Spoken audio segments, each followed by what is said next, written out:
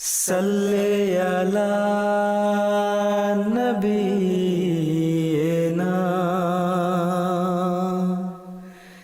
صلی علی محمد۔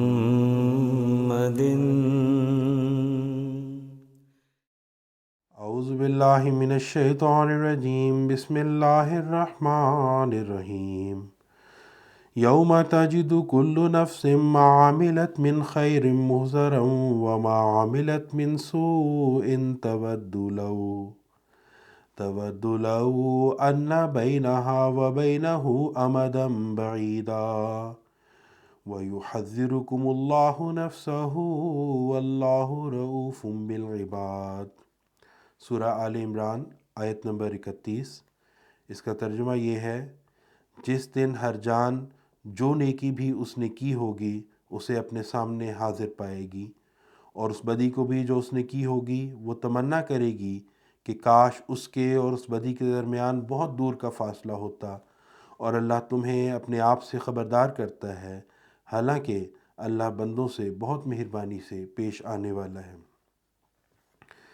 اللہ تعالیٰ کے فضل سے ہم رمضان کے مہینے سے گزر رہے ہیں، اور رمضان کا مہینہ وہ مہینہ ہے جس میں اصلاح نفس کا حصول ہمارے لیے آسان کر دیا جاتا ہے، کیونکہ اس مہینے میں ایک ایسی روح چل پڑتی ہے کہ تمام کے تمام مسلمان اکٹھے اصلاح نفس کی کوشش کر رہے ہوتے ہیں۔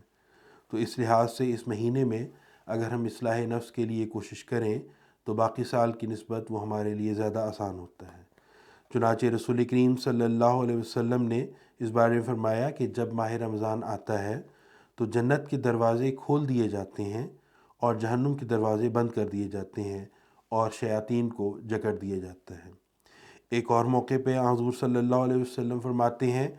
کہ روزہ گناہوں کے خلاف ایک حفاظتی تدبیر ہے، پس روزہ رکھنے والے کو چاہیے کہ نہ زبان سے کوئی گناہ کرے اور نہ اپنے دوسرے اعضاء کو کسی ایسے کام میں لگائے جس سے خدا تعالیٰ ناراض ہو جائے۔ حضرت مسیح موعود علیہ السلام اصلاح نفس کے حوالے سے فرماتے ہیں، اپنے دلوں کو ہر دم ٹٹولتے رہو، اور جیسے پان کھانے والا اپنے پانوں کو پھیرتا رہتا ہے اور ردی ٹکڑوں کو کاٹتا ہے اور باہر پھینکتا ہے، اسی طرح تم بھی اپنے دلوں کے مخفی خیالات اور مخفی عادات اور مخفی جذبات اور مخفی ملکات کو اپنی نظر کے سامنے پھیرتے رہو، اور جس خیال یا عادت یا ملکہ کو ردی پاؤ اس کو کاٹ کر باہر پھینک دو، ایسا نہ ہو کہ وہ تمہارے سارے دل کو ناپاک کر دیوے اور پھر تم کاٹے جاؤ۔ فرمایا، خدا تعالیٰ بھی انسان کے اعمال کا روزنامچہ بناتا ہے، پس انسان کو بھی اپنے حالات کا ایک روزنامچہ تیار کرنا چاہیے، اور اس میں غور کرنا چاہیے کہ نیکی میں کہاں تک قدم آگے رکھا ہے۔ انسان کا آج اور کل برابر نہیں ہونے چاہیے، جس کا آج اور کل اس لحاظ سے کہ نیکی میں کیا ترقی کی ہے برابر ہو گیا، وہ گھاٹے میں ہے۔ ہمارے پیارے امام حضرت خلیفۃ المسیح الخامس سیدہ اللہ تعالیٰ من عزیز اس بارے میں فرماتے ہیں، روزوں میں ہر شخص کو اپنے نفس کا محاسبہ کرتے رہنا چاہیے، دیکھتے رہنا چاہیے کہ یہ رمضان کا مہینہ ہے، اس میں جائزہ لوں کہ میرے میں کیا کیا برائیاں ہیں، ان کا جائزہ لوں، ان میں سے کون کون سی برائیاں ہیں جو میں آسانی سے چھوڑ سکتا ہوں، ان کو چھوڑ دوں،